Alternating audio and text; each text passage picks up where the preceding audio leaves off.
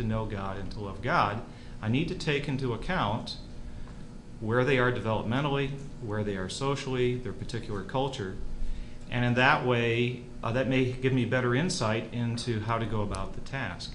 So it is coming at it with that task in mind, and I think there's richer opportunities out there for conversation and discussion, especially in a Christian college setting like this. And if I use just that paradigm of loving God and loving neighbor, this is how I see how we might approach the use of social sciences toward that. Do you call yourself a social scientist or something else? That's a good question. No, I don't think I do. Chris, we were talking about this morning. This field is in many ways a field of practice that draws on many, many different disciplines: education, history, biblical studies, theology, leadership studies, sociology, psychology. And in many ways, we're drawing in sources to help us understand how to go about a ministry of encouraging spiritual growth. And so at my own school, when we sit and talk about this with students, we say, okay, now what are we fundamentally? I think fundamentally, I would say we are a theological enterprise informed by the social sciences. Now, there would be others who would argue against that. James Michael Lee, who died a few years back, always saw this endeavor as a social science. It is social science. In fact, he's on record saying theology has nothing to do with religious education. Overstatement, but he was prone to that. Well, I like your suggestion very much that the way the various academics disciplines, excuse me, might to some degree come together, and hopefully to some degree already are together, is how they serve the church. And so how can anthropology, among other things, be of service to the church and its mission, sociology, so there's... We were talking earlier this morning in sessions about academic specialization and the competitiveness of the academic endeavor that's built into it. I mean, you don't pass your dissertation committee without carving out this space and defending it successfully against alternatives. And yet the church has this common mission, and it's not about the eye competing against the ear or the hand against the foot. So I think in the academy, the segregation of disciplines, the difficulty of working across disciplines, and I've learned a lot today hearing from the folks in the discipline of Christian education about how much their orientation tends to be cross-disciplinary and interdisciplinary. In any event, there is a lot of apartheid in the academy. And I think there's one of the steps beyond that, or if not beyond it, at least to address it, is to say how do these different disciplines for Christians how are they of service to the church and its mission? I think one of the things we were talking about earlier too was how can we come up with the settings where we can talk with one another across the disciplines, learn from each other in how we in various ways see what needs to be happening in the church, and I think that would be extremely helpful. And I mean, this is easy. This is a cheap thing for me to say, but I'd love to see some anthropologists on and an anthropologist and sociologist on the faculty, the Christian ed faculty here, and other places. I think that's absolutely key, in as much as we shift away from an overemphasis on individual spiritual formation as something that's individualistic, and certainly sociology, anthropology help us to see how we are all socially formed and culturally formed. Can I ask Brad a question? Should we let him? Yes, you may. How do you resolve the problem in the anthropology department when you are also trying to gain perspective and you have a broad array of people in other disciplines. What have you found is helpful for you? For resolving.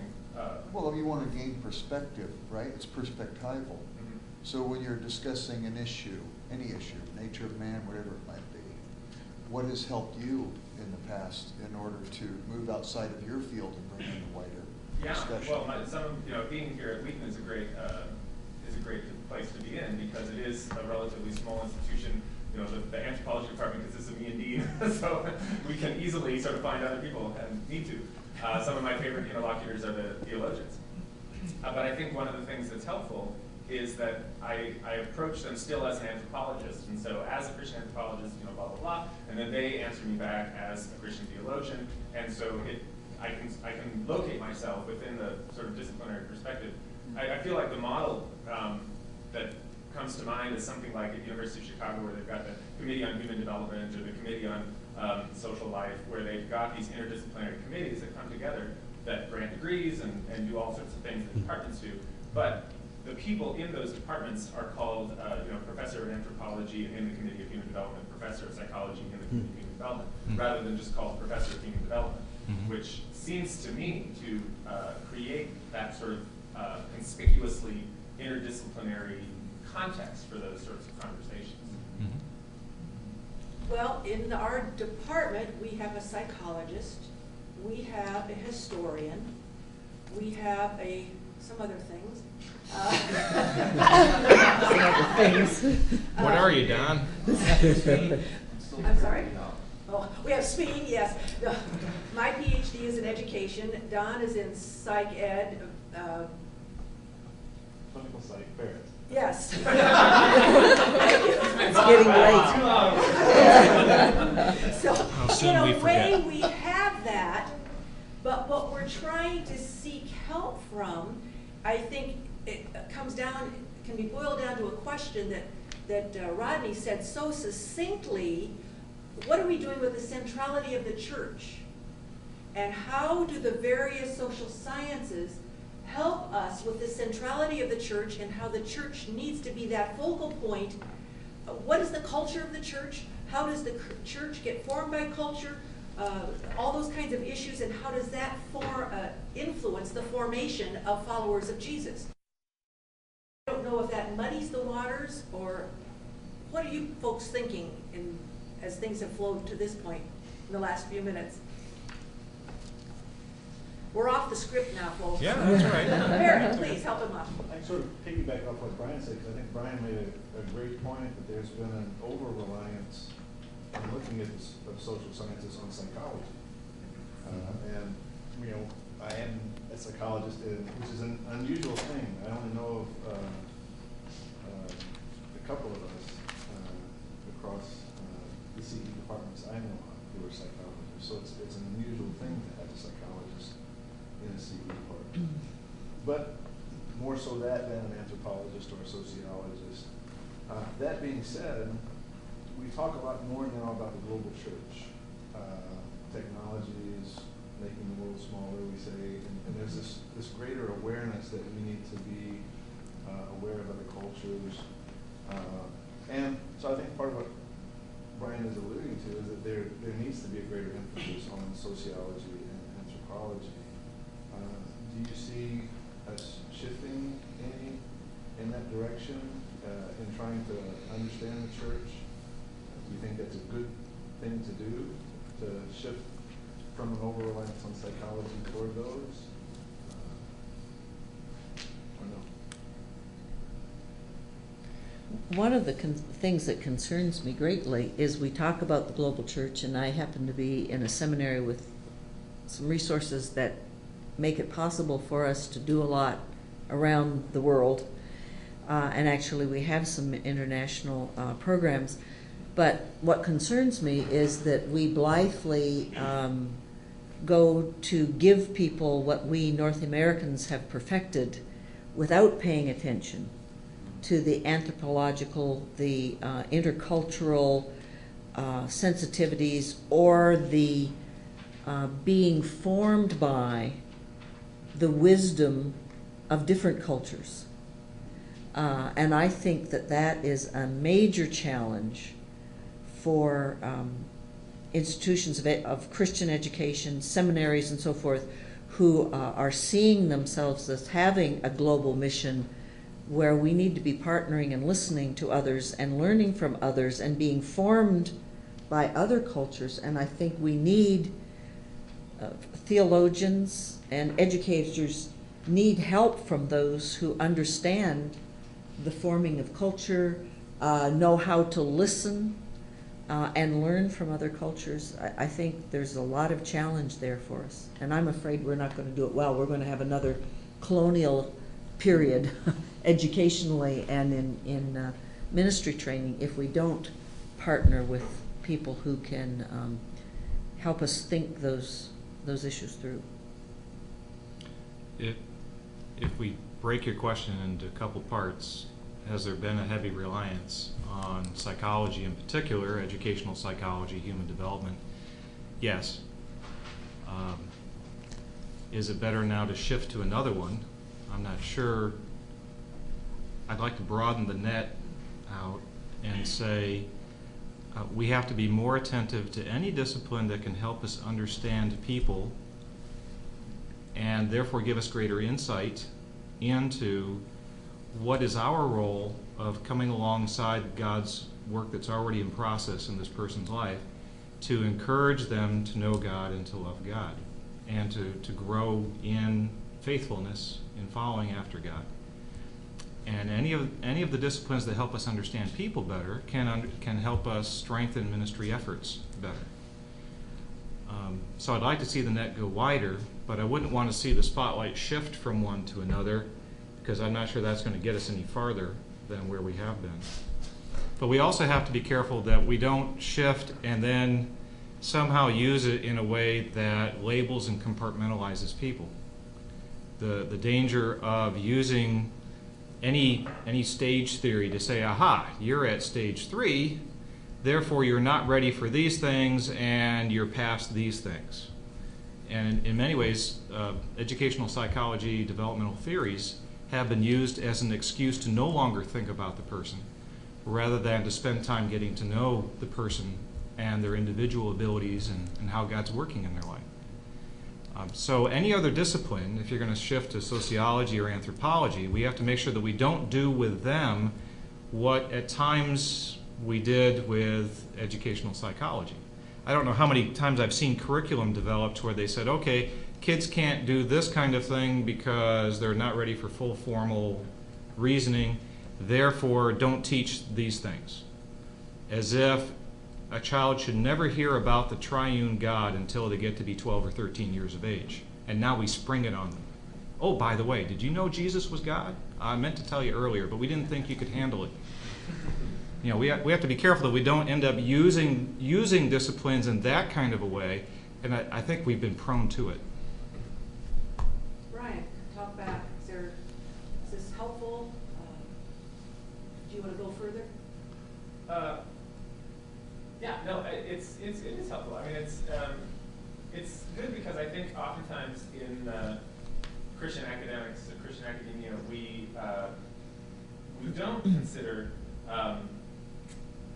us to be sort of part of the same program here. You know, that we have this idea that, you know, if you're teaching sociology, then you're teaching these sort of methodologies and these theories, but it's not sort of part of the life of the church and what it is that the church is doing. And I mean, to me, you sound very much like a social scientist. You know, I think we'll claim you because I teach educational research methods. Yeah, and I think education is a sort of applied social science, and it's so, you know, talking about Christian education or Christian formation of ministry and the social sciences. From one perspective, that of course that makes sense, and it's fantastic to know that, you know, discipline that I love is being sought out or you know, wanted in some way. But at the same time, I think it's good to think of, we've got to keep sort of rigorous theology and rigorous biblical study as part of it, people whose identity is in that discipline, as well as people whose identity are in these other disciplines, and then sort of brought together into the service of the church, and that there will be those who are particularly interested perhaps in specific educational or programmatic objectives, and those whose interests may be sort of outside that, but whose work and insights can be informative, helpful to the work that people have. So I definitely like the conversation and just would like to continue to be part of it. Great. One of our challenges is to figure out how to have those dialogues happen. It's been a real challenge that we've been wrestling with. I would love to hear from you students. I understand there are many, many disciplines represented in this course that was made to come here tonight.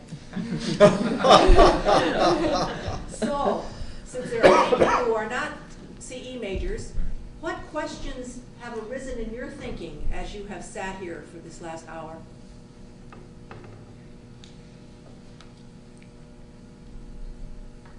Yes. I was just wondering. Wait, I wrote it down. Let me read it so I can. Do you think that focusing on social sciences in ministry has told less educated people they are incapable of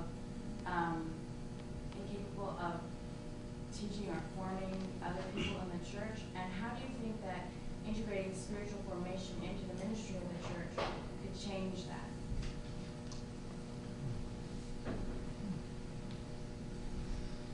I'm not sure I followed the first part of your question. Has it had education of people in the social sciences disabled them to teach in the church? Assuming that you need to know about the social sciences for the volunteers. Is that what you mean? We assume you have to have this awareness to be qualified to teach as a volunteer.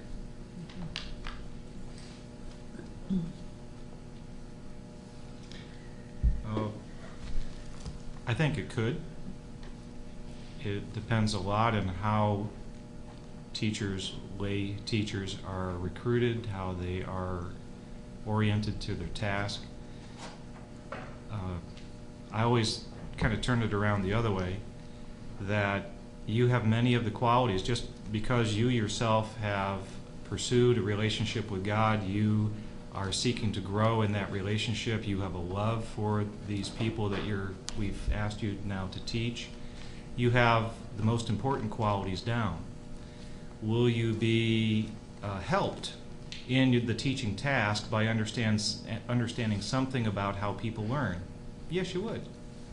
And so one of the things that we want to do is to have training sessions where we help you understand some of those dynamics about how teaching can help learning. Sometimes we kind of assume, if I teach, they will learn. Well, not necessarily. And so we can help them do a better job by understanding how teaching can be done in such a way that it facilitates learning. How to recognize when a student is kind of sensitive to God's work, and then how do I come alongside and spend time talking? So that goes into counseling aspects, perhaps. How do I listen? Effective listening skills so that I can be attentive. I've never had, I guess in 11 years serving on church staff, I've never had anybody tell me that they felt disempowered because I brought this up. But instead they said, because I love these people and you've got something to help me teach more effectively, I want to know that. So I guess I haven't seen it. I could understand how that could happen. But I guess even as we recruited people, we didn't recruit them because they knew all the social sciences. And we didn't say to them, well, as soon as we get you through our particular course, then you'll be ready to teach. We said, look, you have the most important qualities down. Now let's come alongside and try to help you be effective in certain aspects of your teaching. And it always seemed to be something that they said, yeah, I'd like that. So you started with affirmation.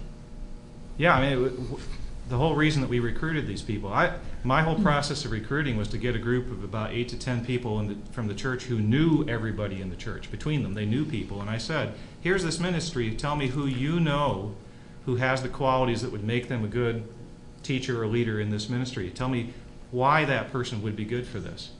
And that's then I would take that as I would talk to the person and say, we were talking about this ministry. I asked who they thought would be good in the leadership role, and they mentioned you, and here's why. Here's what they said about you, and we think those are important things.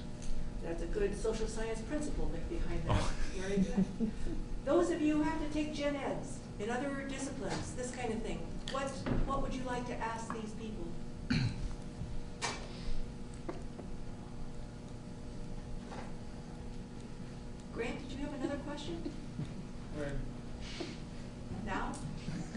answer all yours from earlier? Well, yeah, I was just thinking about it. You kind of touched on it a little bit earlier, but I was just kind of struggling with social sciences and how, in every way that I've learned or studied social sciences, they're very empirical and a lot of data-filled things like statistics and whatnot. And I was just wondering how sometimes it seems like there's a disconnect when we compare that to spiritual formation, because it's not really an empirical thing. As we've talked earlier about, there's signposts, you can't make stages, and etc.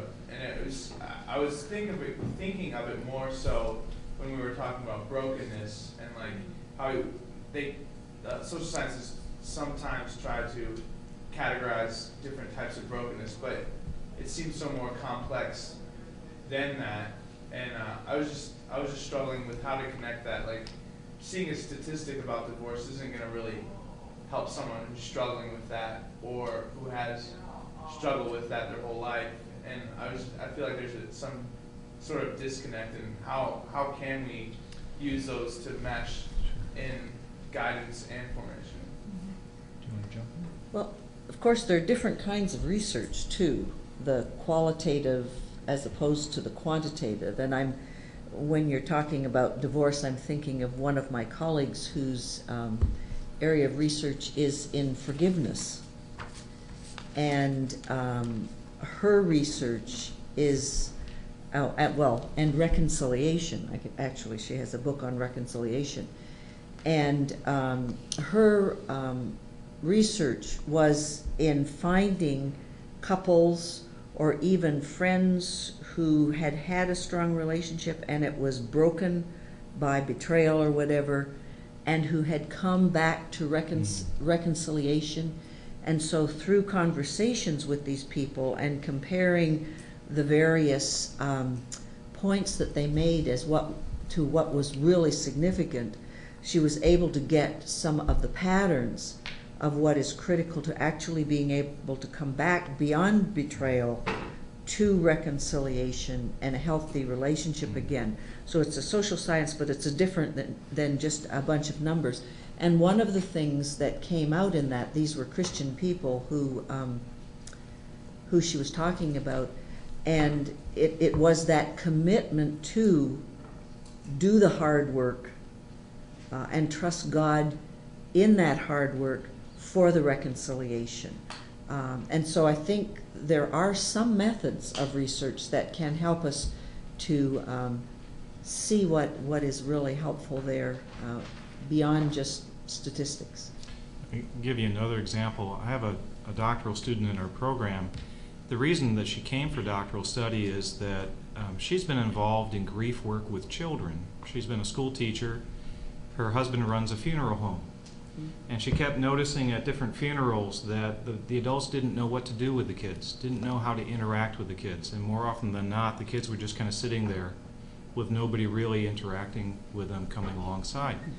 And so in her master's program, she did some study on grief in general and children's grief and what helps children work through grief.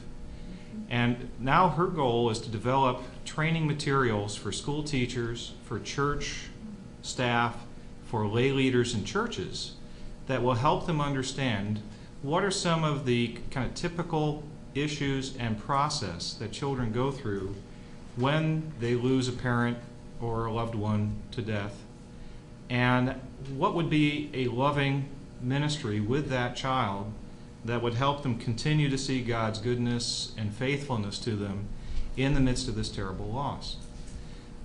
She's learning a lot, and there's a lot to be learned from that careful observation, that careful interaction that can give us some handles, some guidelines to know even how to approach a ministry with this child. But it does not replace the necessity of sitting down with that child and listening to them. You can't get a one-template-fits-all out of studying the social science of grief, of how people process grief. But you can get enough of an understanding of a pattern that as you interact with the child and different issues come up, you can have a better understanding of what they're dealing with and what might be of help to them. Along these lines, I think the ecclesiocentric or church-centered emphasis, again, it has something to say and bring into the conversation. We are all members of the church. We are all heirs to incredible treasures of the tradition that include, whether we are sociologists or plumbers, include deep psychology, deep, profound sociology, very profound political science. They weren't called that, but I think one of the issues is when social science is grounded in, and when Christians are doing it, hopefully to some degree it's grounded in, and certainly in conversation with the long Christian tradition of folks like Augustine and others who spoke so powerfully in their day and still speak very powerfully to a lot of these issues that social science deal with and questions that it wants to deal with. So it's partly a matter of recognizing that the church can have an inferiority complex, and maybe that's part of what you were wondering about, and say, do I have to learn all this social science, or does someone have to before they can teach in the church? Well, the social science, has something to bring into the picture. But again, more basically than that, more foundationally, that we're all baptized, we're all heirs to this Christian tradition. And I think sometimes we need to be reminded of those riches and to remember that the social science is a veritable baby in comparison.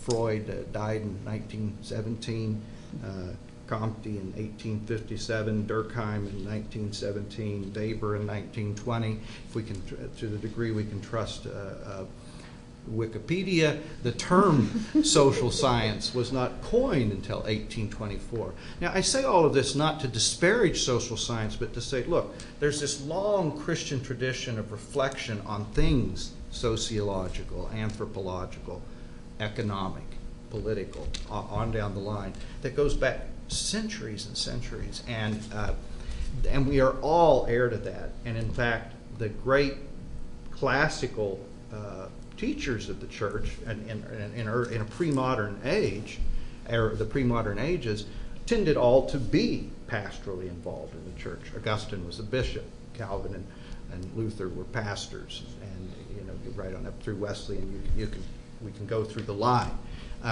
So I think that's, again, I would come back to say that part of the thing that might help us reorient some of this or reframe it in a more promising way is to focus on ecclesiocentrically, and then again to recognize this common patrimony or inheritance that we all have. And again, whatever discipline we're trained in, we come into the church and we are all heir to this. We may engage it, we will engage it in different ways, but it's part of what has been bequeathed to all of us. One of the things that is being emphasized from some of the research being done now is also the power of the community. An authoritative community is what a Hardwired to Connect study talks about. But when I read the characteristics they identify of this authoritative community that young people need if they're going to thrive, sounds to me like what the church is supposed to be. And some things that I was just digging around in recently are talking about the fact that values are communicated in relationship, and that one of the things that young people need most is affiliation and relationships through which they can learn and be formed. And I don't know of any place other than the body of Christ where there is as rich a resource for that, just in the persons themselves who will come into relationship with others who are on the journey. And I think it was out of one of the studies done by the Search Institute a few years ago, they talk about the great value for young people of building sustained relationships over time. If trust is going to build, if the influence upon the life is going to be powerful, it can't be just a fleeting in and out relationship. But within the church, there's the potential for building those sustained relationships. And in this research study, they were looking at both relationships with the sages of the faith and supportive peer relationships. And this is one of the things that the Hardwired to Connect study highlights as critical also, is intergenerational relationships where we are together in community and articulating what it means to be a good person or a Christian person, and where young people can see others living the faith. And so to bring the faith community together intergenerationally, just to be the family of God and to know each other and to worship together, I think has a powerful influence and releases all of God's people who will enter that relationship to have a very significant impact on one another. Our time is winding. Dan. Well, I had a question I want to throw out there just to the students who are here, because I think this ties in and it kind of summarizes some of the ideas and thoughts that we've been asking. But how are you guys in the midst of this conversation as students in a Christian liberal arts setting, understanding what that means? What is a Christian liberal arts education, and how would you begin to articulate that? Is that rhetorical? It could be.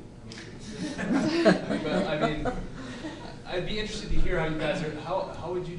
Someone asks you, where do you go to school? Like, well, what's that? It's Christian liberal arts. I mean, how would you begin to explain that?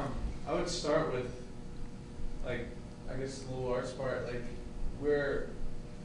understand that we are Christians who are things.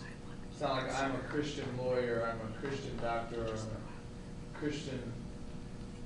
I'm a Christian who is a lawyer, I'm a Christian who is a doctor, Christian who is so-and-so. So I believe that with the liberal arts thing, we're just understanding what it is to be, maybe I'm an ear, but I need to understand what the foot does too. And getting a little taste of that helps me become a better ear, if that makes sense. And I feel like by delving into each discipline, we understand a little bit more about the body of Christ, because we're all Christians who are something. We're not Christians and something else, if that makes sense. So that's how I would, I guess, begin to explain it. Somebody want to add? Counter? Yes, Sarah. I think what Kevin said earlier about how the social sciences allow us to know people better in taking, say, gen ed art or in taking gen ed history, I think it is, in a sense, why we're doing this is so that, as Christians, what Grant's saying, as Christians, how can we love people? And looking at the history or looking at philosophy, we have a better understanding of people, and therefore we can love them. That if I was just a psych major, I had this I know people, but not this much, and that this liberal arts education allows us just to more fully live out this faith, I think. In a sense. Thank you, sir. As our time comes to a close, would the panel have a problem or a concern that you could name to throw out there to give fodder for further conversations in our classes or in groups and dorms or whatever? Just an issue that you want to raise and put out there that you'd like to see the discipline of however it is forming, Christian formation and ministry, consider, wrestle with. And if you say, I don't have any, that's a valid answer. Can it be something we haven't discussed at all? Absolutely, I hope it would be. I'm just realizing that I haven't said anything about media and communication, and so I'll throw that out now. We obviously live in a media saturated age and time, and a time of what I think of as hypermediation. So many forms or channels of communication coming at us, and that we're dealing with television, popular music. You can go on down the line, and so that would be one thing I would throw out. I imagine Christian education departments are already facing into that or thinking about those kinds of things. But I think it's very important to think about aspects in which the church is itself a medium. It is a mediating institution, mediating Jesus Christ mission between God and the world to some degree. And so I would throw that out. I don't think we've talked specifically about communication very much, and obviously in a world where we have cable television with whatever it is, 150 channels, and you go right on down the line where there's information overload and attention deficit. I mean, what we have a scarcity of is attention, and so the church is right in the middle of that. How do we work with those kinds of things? So I think again that doesn't start. It's not that no one is thinking in those or working in those areas, but it's something we haven't talked about today, and I think is important. Media is formational. What kind of forming is it doing in our lives and in our souls? Kevin, Kathy? Yeah, I'll kind of continue picking up one thread from that. There's an aspect of life that's been developing for some time that I think needs attention of anthropologists, sociologists, psychologists, developmentalists of a broader stripe, and that is how the use of internet technology affects so many aspects of our development, including social identity formation, sense of connection with others, what it means to have relationships with others. And we're just beginning to see some of the fruit of that as many kids now have lived most of their lives with this. And it's beginning to create some different patterns of how they relate with other people around them, the kinds of gatherings of people that they think are worth spending time with. I have a student who's looking at how different kinds of internet usage are impacting identity formation for young adolescent boys in particular. And there are some things that are beginning to change that are catching some of us. My daughter says, I'm so old, I was born before computers roamed the earth. And some of us didn't grow up with that, and we're seeing some different patterns of behavior and unsure as to, is that okay? Is that the new normal? Are there things we ought to be concerned about that? It's a whole area of investigation, and for those of us who care about the spiritual formation of people, this is going to be an important factor and an important influence. And we need to understand ways in which we need to respond differently with this generation than we might have even with our own peers. Thank you. Kathy, in a word? I think I'm going to kind of connect with what has been said here, but go back to what I was just talking about. How in this tuned into iPod and everything world where I get out of my car at 10 o'clock at night to go into Walmart, and here are these kids coming to stroll Walmart, and they're getting out of the car and they're walking together, but somebody's on their cell phone talking to somebody else. So there's presence, but I'm off someplace else. One of my deep concerns is what kind of a community can the church be in the 21st century? And some of the research that is coming along is saying without a true sense of belonging to an intergenerational community, that is committed to values, but is warm and welcoming, young people cannot thrive.